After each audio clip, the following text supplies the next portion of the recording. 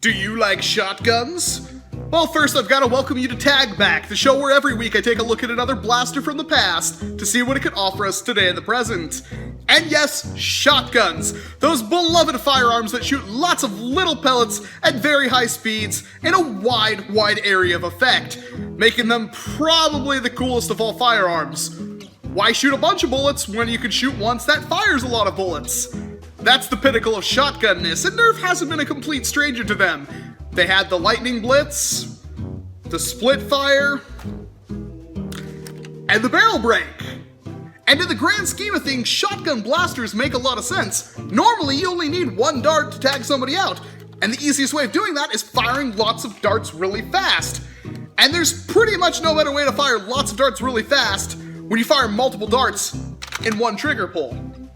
And that was the Barrel Break, a pretty unique blaster at the time, something a lot of people have always wanted. A very nice typical shotgun grip, a very nice overall profile, with even a single tactical rail at the top. And to load it, it's got these ambidextrous barrel release triggers, so when you pull those back, the barrel kind of springs forward. You're meant to pull it out, or pull it forward, and then cock it down. Like a break action. It's really cool. Authentic shotgun action. But instead of loading any of those Buzzbee shells, you load your Nerf darts. Now, originally this thing's meant to shoot whistlers or, stickies or taggers or something like that, but it does kind of work with elites. So you put your darts in there, you can kind of see there's some orange stoppers right there that prevents the darts from moving any farther forward. And, well, when you close it and push it back to lock it in place, those teeth disappear and the darts are slid right into the actual barrels. And then, of course, there's two plungers back here, and when you pull the trigger, it's gonna fire both at once. Probably shouldn't shoot the camera when it's on some kind of crazy wireframe thing, but you get the idea. Where did this thing go wrong in a lot of people's opinions? Well, for one, it is reverse plungered, and for two, it's reverse plungered in a pretty small space, so its overall power was extremely lacking. Yeah, it's a shotgun, yeah, it fires two darts, but when you have to manually load it with darts, you only get two bullets coming out of the front of it, and then it doesn't really get that good of range. Didn't fly with a lot of people, which is a shame because, honestly, it's a pretty innovative system in my eyes. A very cool blaster, but was pretty much utterly useless. I've never owned one. In fact, this one right here was given to me by Clowny Nerf. He was nice enough to send me one of these things.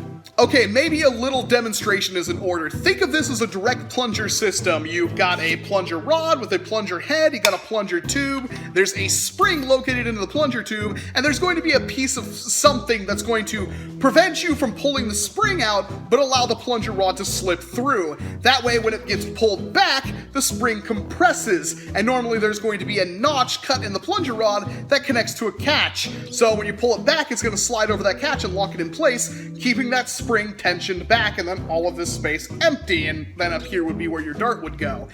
What happens is once you press that catch in, it releases this, because obviously there's a compressed spring right there, which causes it to push forward and deliver a bunch of air power to a dart. If only reverse plungers were anywhere near that good. For reverse plungers are kind of like this.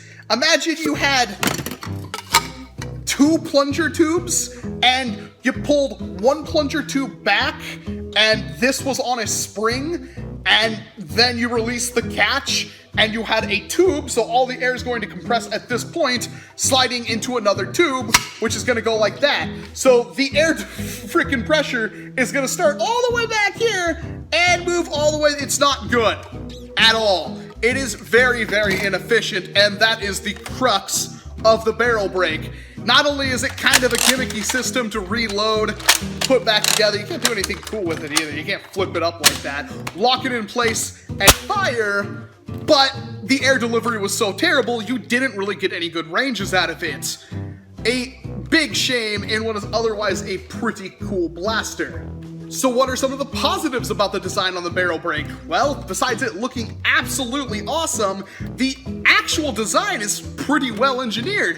When you press down this lever, it releases the barrels. Barrels slide forward, and when you prime it down, it tensions the spring or primes the blaster. You load 2 darts in there, and then when you push this back, it completes a sealed breach, or at least it would if Hasbro hadn't been so utterly determined to make this thing suck. That being said, it's not too hard to make a sealed brass breach out of this thing, or any kind of breach, PVC breach if you so choose, which makes it a really nice design. It had some potential, if only it wasn't reverse plungered. I don't know why they went through so much effort to make this thing suck, but man, when I think of a barrel break kicking tons of butt, you think no further than Bobo's Panther shotgun. We decided to take the barrel break and make it into something useful, amazing, effective, and most of all, really ballin'. What we have done is we have taken 2 Panther tanks and crammed them into the shell of a barrel break. There's a lot of Sharpie on it. All right, we have 4 darts loaded into each with just a little bit of space left. Pump it to 20.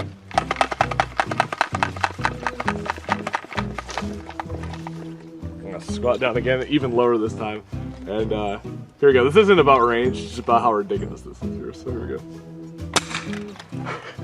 Awesome. Oh, every time I see that, I get shivers.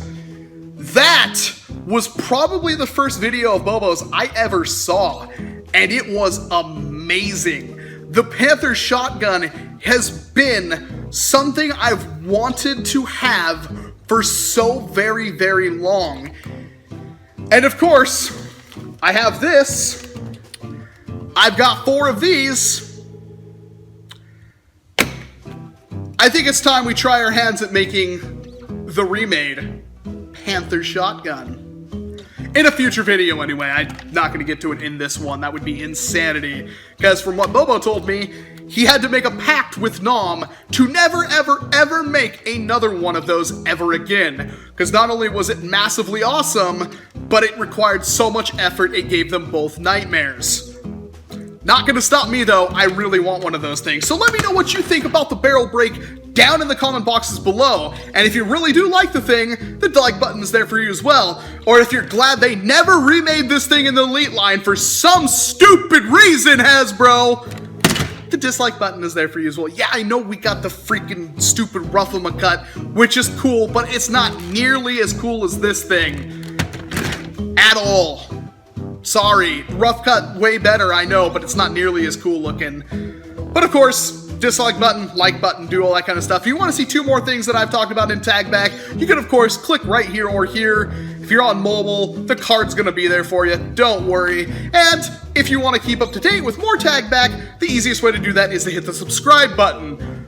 Or just check back every Monday, because that's when Tag Back happens. I'm Walcom S7, and I hope to see you in an entirely different video.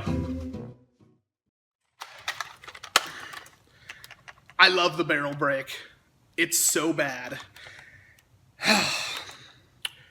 And it's bad. That's kind of sucks. But hey, at least Clowny already sanded off all of the end strike stuff, and he did an amazing job at it. So this thing's gonna be really easy to paint.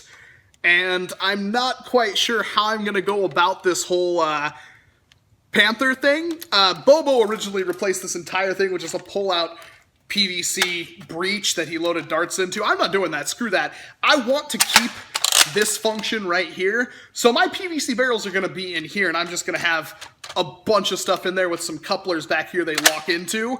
And I'm probably gonna have the pump up here, so you pump it up like this. There's no way for you to fit a pump down here because of the way that springs forward. Oh, and it's gonna be really, no, because if the pump is all the way retracted right here, it's still easy to put that back in. It's just, oh man, the pump would have to be back here. It's still not that bad. Pump back here with the handle right there, lock it in, pump it up, you know, forward however long it's gonna be. That won't be too bad. I can handle that. And then of course 2 Panthers, and then the mighty trigger, which Bobo said was almost impossible to make. I can't wait to do that. Walcom out.